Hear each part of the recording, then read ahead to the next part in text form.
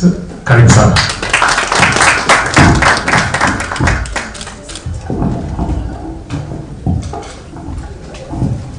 Thank you very much, James, Daniel, and the entire IPF fraternity.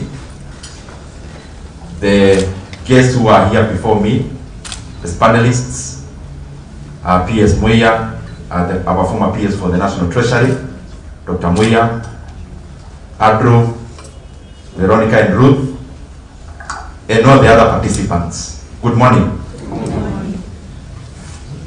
I am very pleased to have been invited to this very important event. I am really pleased because there are very few areas in Kenya you can get an organization planning for people just to canvass in regards to policy. And from where I sit, I think policy is much more important than many other things we talk about as politicians, because they end up having ramifications, and they end up having effects, and they end up shaping the livelihoods of the Kenyan people and also their welfare. Even the name, Institute of Public Finance, summarizes some of the questions that we had before, especially the intersection between leadership and politics, and also the economy. Because the finance on the IPF is more on public finance, or public money, which is the economy. And I am glad to be in both, on the leadership side, but also on the economic front. In the politics side, it's easy, because you say things subjectively. You don't need to think too much. Anything can pass. You can say anything, it is subjective. It can be directed to somebody. You don't need any empirical evidence for whatever you say. On the economic front, you can easily embarrass yourself if you go off the facts. Because some of the things we deal with are factual. Many things that are can be numerated, things that can be put in figures, unfortunately. Whatever verbosity you put around it, whatever speech you may put around it, 2 plus 2 always is 4. Whatever you describe for as, it will end up as 4. So I'm very glad that we are discussing that. And the fact that it shapes the other. Politics shapes the economy, but on the other side also, the economy shapes politics. The more advanced a country becomes, the more aware the people become, and the more uwajibikaji in terms of the politics that is enhanced. And therefore, there is a very thin line, if there is at all. We are in a situation which is very good in terms of global economy. And I've been studying economies over time, and I can confidently say that the global economy now is in summer. It's in summer because there is nothing much in terms of the downside that is ongoing in the global economy. And therefore it presents a very good opportunity for every secular economy of the world to take advantage of the summer to do what they need to do. Why do I say so? Currently, in terms of stability, other than the wars that the economies have already factored in, the economies of the world has already factored in what is ongoing in the Middle East. The economies of the world have already factored in what is happening around somewhere near Europe. We've already factored in that as economies. And fortunately, even in terms of supply chains and in terms of planning, that is already there, and it has been for years. So we have some stability in regards to the global geopolitics. When you look at the economy globally also, we are now in a sphere and in a path of decimated reading rates in terms of lowering of reading rates across almost all the economies of the world, there is quantitative easing across. The Federal Reserve will be meeting, I think, next week, if not this week. Actually, this week, the Federal Reserve of the US. And whatever that meeting will come up with affects my grandmother's plate in the village, affects many things that we do in our economy. The pity is that there is great expectation that we are likely continue with quantitative easing, will likely continue with expansionary policies in the monetary side in terms of lowering of the lending rates, starting from the Fed rate, CPR rate, and of course, supposed also to go to the private sector, supposed to. So the economies of the world are, we are buoyant. I mean, we have all the ingredients of an economy to grow. All of them are on the table. When you have rates going down, rates go down because private sector wants to be incentivized. And all those are happening now. In Kenya, we have CPR rates going down. Across almost all the economies in Africa and all the other economies of the world, we have that happening. Expansionary policies are now, and especially on the monetary side.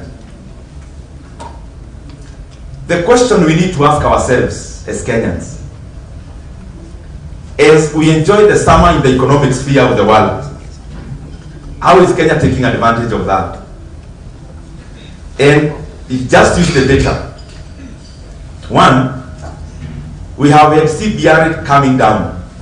Every other meeting, if not sustaining the previous rate, we are climbing down. But who is benefiting from the lowering of the lending rates in Kenya? And when I talk about economics, I like referring to the government data, because the beauty is that we still have some institutions that give credible data, and especially the CBK and the Kenya National Bureau of Statistics. Now, we have a situation where Kenya is having expansionary monetary policy and lowering of lending rates. But who is benefiting? Because you have on one side lowering of rates, the same government data then shows that the private sector lending is actually going down, not growing. So in Kenya, monetary easing is purely a debt management tool. Purely. That the only parameter that is being eyed in terms of monetary easing and lowering of rates is basically paying less interest in the domestic debt, and therefore what is supposed to happen is not happening, because always rates should go down as a way of incentivizing private sector. But you have rates going down, but in the same breath and from the same source, then we have a report again on the other side showing that the lending to private sector in Kenya is actually shrinking. And therefore that is a very huge cause of alarm, because we must harness whatever is happening globally, because it doesn't last for too long. Second thing that we have to be aware of, so that we take advantage of what we have now. Economies are always cyclical. Right now, President Trump is almost forcing the Fed that they have to cut the rates. And they will almost, I'm sure they will succumb this week. Now, after that, how is the economy supposed to now behave after that? We have low rates. We will definitely, again, in the next few months, start having a discussion about managing inflation, because those go hand in hand together. And the reason why I'm saying that is because we need to harness what we have now as an advantage globally, make a way of making our private sector buoyant and grow, so that in a rainy day, we'll have institutions that will support our economy. But when it is sunshine, we still cannot give warmth to the business sector or the private sector, because the government is crowding out the private sector from banking, from lending. In our economic, I mean, the easiest chapters of economics, we were told one of the roles of government and a central bank is to release money to the people through many tools, including fiscal policy in terms of spending. So we grew up knowing that the work of central bank, in quotes, is to print money, in quotes because it's figurative, and figure out how this money will end up in my pocket. Through many ways, spending, through financial instruments, and the rest. In Kenya, that has reversed. The work of the central bank now and government is actually to mop up money from the private pocket and then give to the government. That is why you see every month we are having fundraisings from government in terms of raising money. And what has that brought now, up to now? Out of those things that I'm talking about, our national debt now has grown to 12 trillion Kenya shillings. Over. It's now, because we borrow every day on average, maybe we are now talking about 12.4 trillion Kenya shillings. I have figure from the previous times that we talked about debt. And I talked about these figures the other day, which are factual again.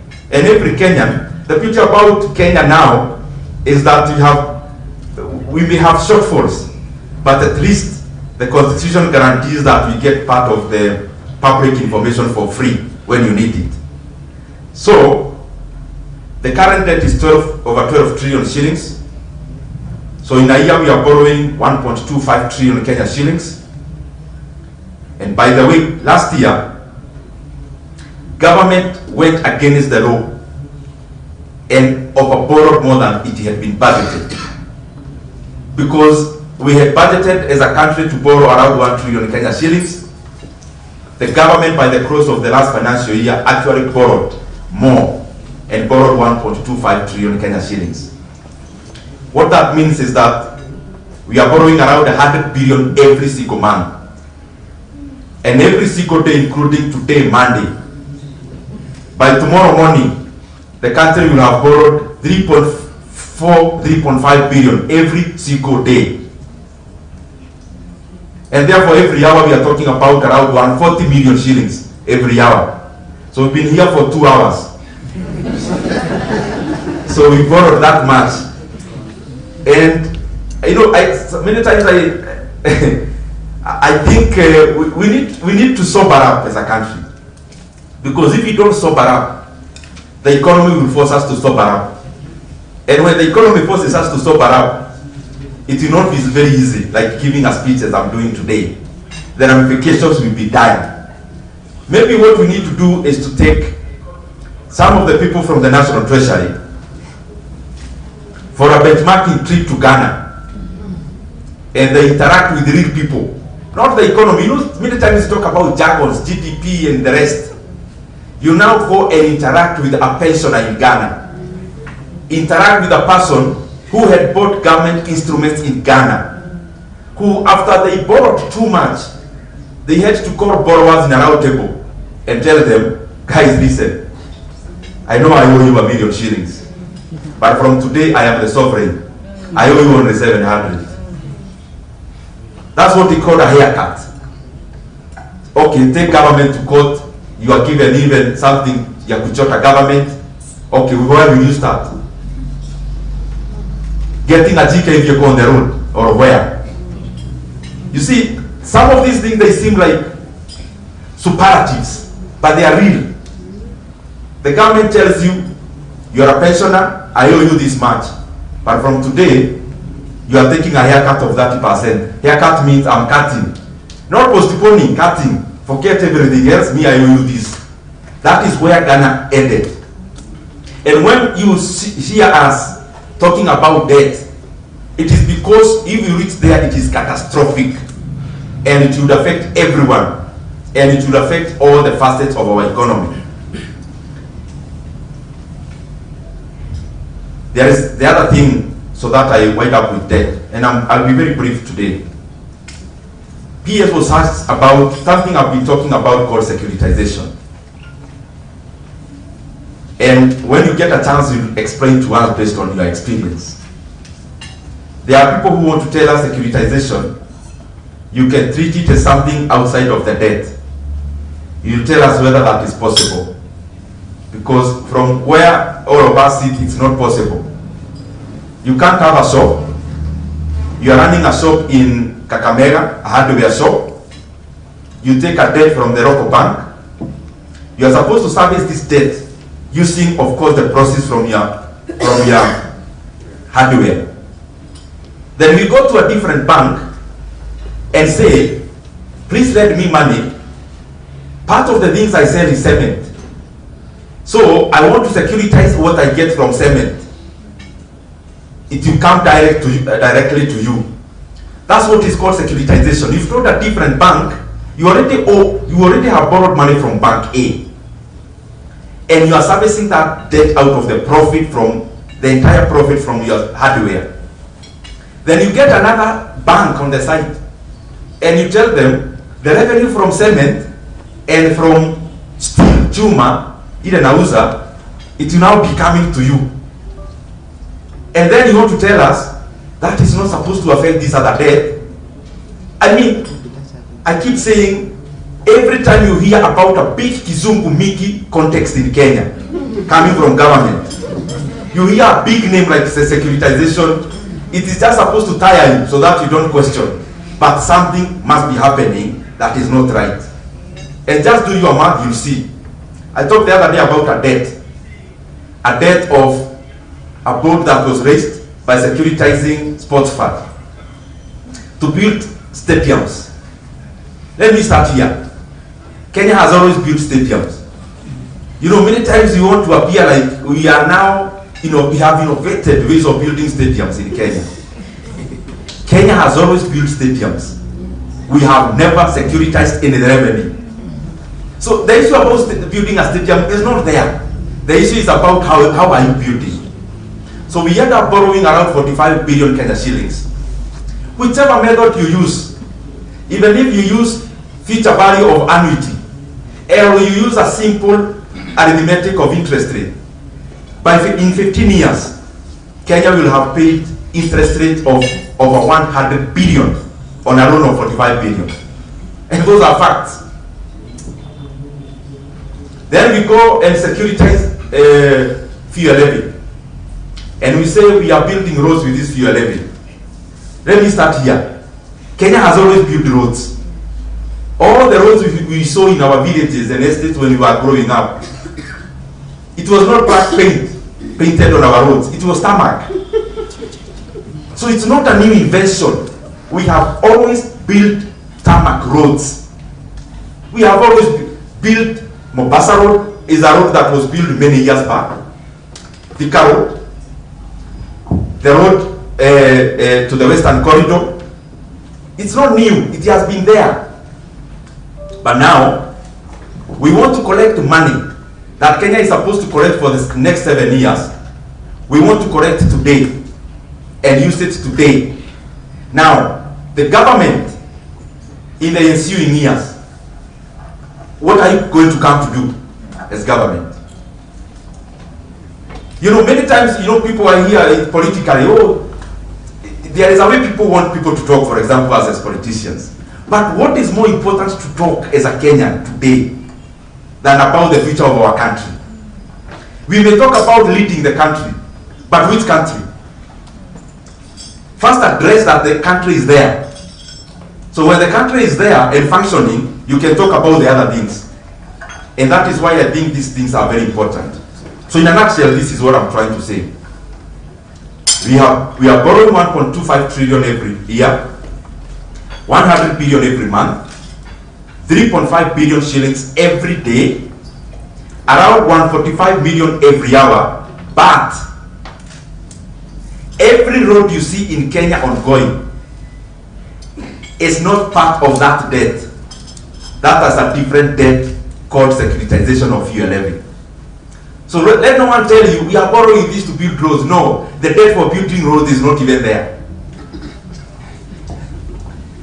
We are borrowing that money, but when you ask, you'll be told, can't you see we are building even Talanta Stadium?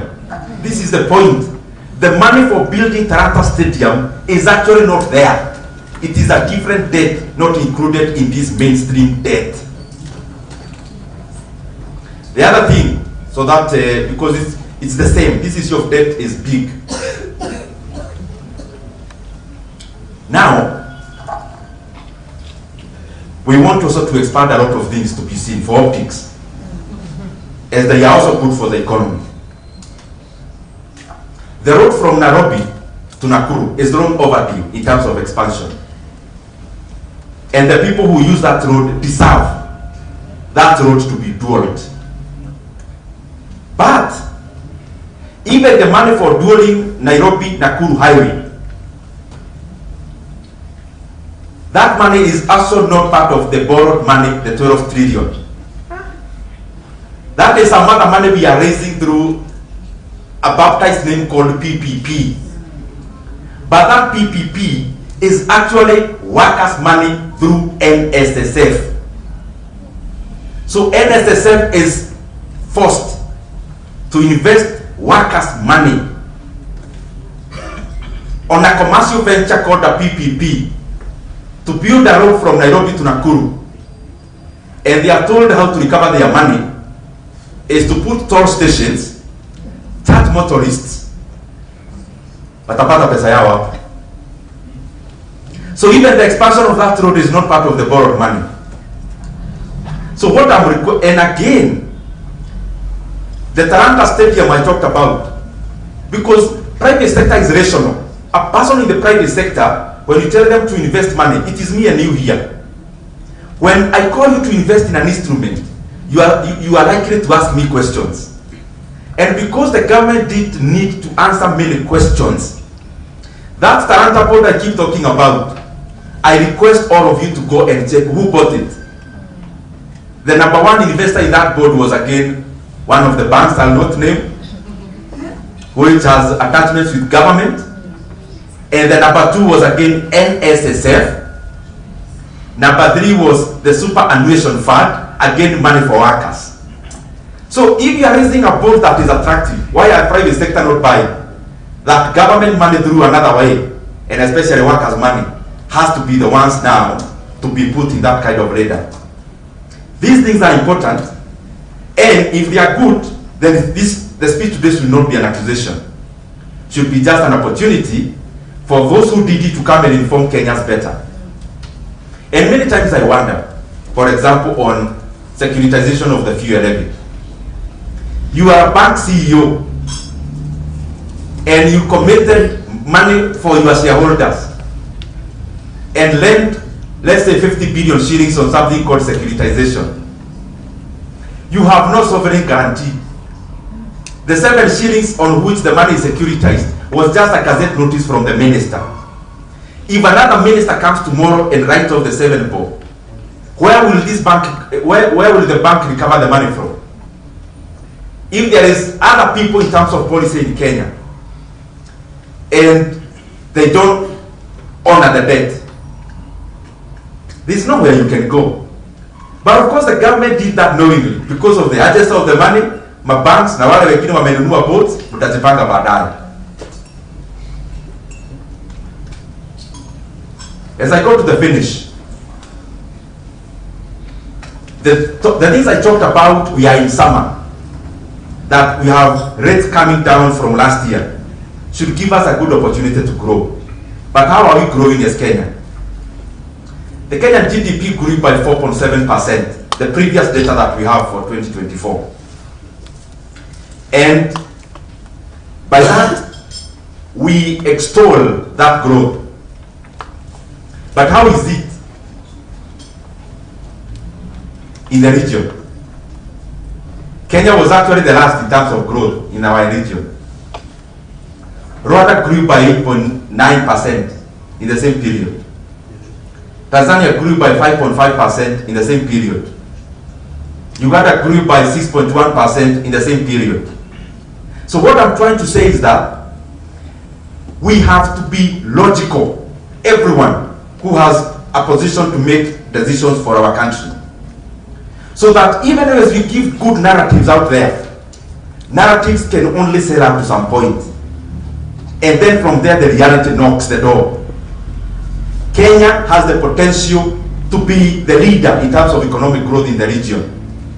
Currently, we are asked in all our neighboring countries. I don't think that is something to celebrate. It is something to call us to wonder. Allow me, there's something I forgot, just 1 minute. I talked about Nakuru, Mausamit Road. I mean, Nairobi, Nakuru Road. I call it that way because it's more identifiable that way. That road is part of the road from Mombasa all the way to Malaba. It's part of it. It's a corridor road. Any person who would do just basic empirical analysis of that road, one thing is clear. NSSF, being the lead investor in that road, will never recover the money. But that road also must not be tolled, because for ease of doing business, the reason why other economies would do better than us is when investors start choosing those countries better or more than us. When you come and do any part of Mombasa, Maraba Road, basically what you are doing is to increase the cost of business, including for people like our neighboring country, Uganda, who have to import their commodities through us. So that road should be built, and should be built by the internally generated resources which are there.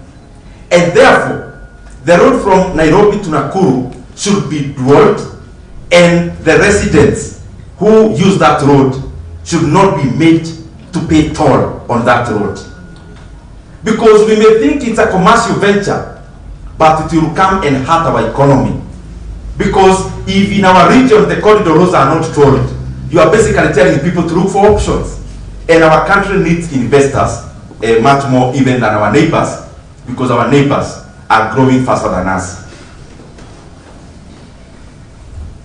Let me talk about just one specific policy, then I'll be done. My sister asked about, okay, odoheni hii mambo mengi ya huku juu mingi. Now, conceptualize the economy to me. That's how I understand that question. Now, stop talking about all this expenditure, this, that. Can you put the economy in a manner that can be perceived easily? I'll just use only one policy instrument that we are doing as Kenya. And then I'll leave it to you to weigh whether it's good or bad. Housing levy in Kenya, I saw the other day that it even surpassed, and we ended up collecting 73 billion shillings on housing levy. I want to be consequential so that we see why it is important to keep on tracking policy instruments, and therefore to see whether they need amendments along the way. After we instituted the housing levy and we started housing projects in Kenya, I'm just using this as an example. So the government is collecting 73 billion, literally taking 73 billion off the pockets from the private sector and households. Now, what is the output? 1 year that is passed, I'm using the recent data that Kenya has is 2024, where even the housing levy surpassed its target. That's the year I'm talking about. Industry in Kenya, industry is viwanda, decelerated. From the previous year where we grew by over 2% based on the year-on-year, on 2024 compared to 2023, we decelerated to the growth of 1.5%. Second, when we are busy building houses through housing levy, as Kenya, through government, the cost, I'm using government data, not my data. Government released data from KNBS. The construction sector in Kenya, when Kenya was very busy, the busiest year in building housing, the housing program, the construction sector in Kenya shrank by 2%. Not grew, not even decelerated, it went down by 2% in 2024. The consumption of cement in Kenya in that year we are building houses, the consumption of cement went down by 7.9%. The consumption of steel in Kenya went down. This is the other thing that can make you sometimes wonder. I have seen government officials and they are saying the housing project has created 300,000 jobs. Others say 500,000 jobs. Others say this kind of jobs. And they say new. Now, the same government data shows us this. In the year 2024, the people employed in the construction sector shrank by negative 1.3%. And all the people employed in that sector is only 223,400, a less number than in the year 2022 when we never had the housing levy. When am I talking about this? Many times we may be beating drum on this side for celebration, but the economy cannot be cheated. What this is showing is that the money for the housing levy was more efficient for our economy when it was in the pockets of Kenyans. That Kenyans were building their houses more efficient than how government can build them. Are we getting that? Because the pictures we see on the timelines on Facebook and social media, advertisements of housing project, that should translate into data. But then we see photographs. But what this has done is to actually remove the people who are working in private-led housing projects. That is the sector we have now come in, as the government has come in, made it shrink, and then out of the inefficiency of government, the same sector leads the economy to lag. So I leave it to you to see. The housing levy, is it more efficient with government or is it more efficient with the private sector? Or in your pocket to decide how to build your home and to decide how to use it? Because it shows when you had that money, the economy was growing faster. Very lastly,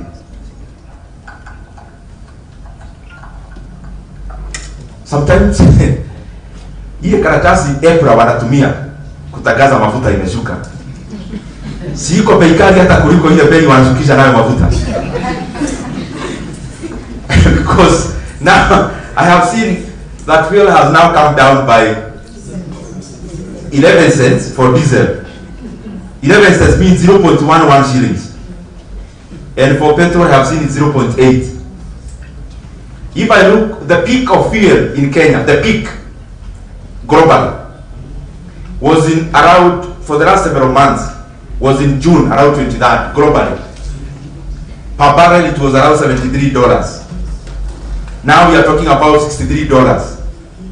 That is a decrease by 14% in global oil prices. Why is global oil prices decreasing by 14%? And in Kenya, it is decreasing by 11 cents. You know, I talked about this earlier, and I talked about a new levy that was introduced last year. And I saw all ministers come to defend it. Now, please come also defend this sense. Because this issue of fuel prices is not an easy topic. It is very important. Because our factories run on fuel. Our economy runs on fuel. When we keep on increasing the cost of fuel, at any point we get an opportunity. And we do not, in commensurate manner, lower when the global oil prices are going low. We are basically handing over Kenya to our neighbors.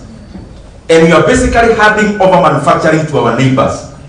We are basically saying we are inefficient in all the facets of the economy that use fuel. Let us be forthright. And we make sure, with the same haste that the government raises fuel prices when fuel prices goes up globally, it should be the same haste fuel prices come down. And we keep on knowing, the more levies we increase, the more cost we put on in terms of fuel, immediately the more we make our economy inefficient, and we hand over our opportunities to other countries who are neighboring. I thank you very much. May God bless you.